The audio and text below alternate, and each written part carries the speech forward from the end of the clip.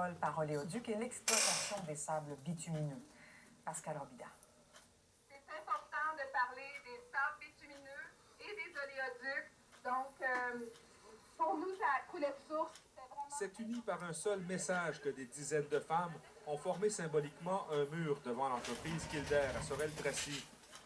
Depuis 2 ans, c'est ici qu'on entrepose le bitume dilué de l'Alberta avant de le transborder sur des pétroliers qui naviguent sur le fleuve Saint-Laurent. En fait, on est tous et toutes touchés à travers le Canada, même si le développement des sables bitumineux s'effectue en Alberta, à Fort McMurray, ça affecte notre climat à tous, à travers le Canada. Au niveau mondial, en fait, ça nous affecte tous. Donc, on devrait pouvoir avoir un mot à dire.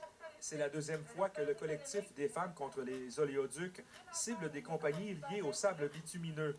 La manifestation était en marge de la Journée internationale de la femme prévue mardi. Les changements climatiques sont en cours. La conférence sur le climat, en décembre à Paris, l'a vraiment montré. Il y a déjà des pays qui sont menacés d'être engloutis sous l'eau. Quand il y a des projets d'hydrocarbures qui menacent cette possibilité d'avoir de l'eau potable pour nos citoyens, on ne peut pas faire autrement que de s'opposer au risque. L'événement se voulait aussi un message de protestation contre le projet du pipeline Énergie-Est à la veille du début des audiences devant le BAP.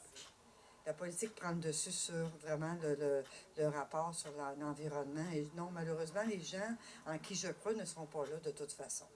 Les audiences du BAP sur le projet du pipeline Énergie-Est se dérouleront du 7 au 17 mars prochain.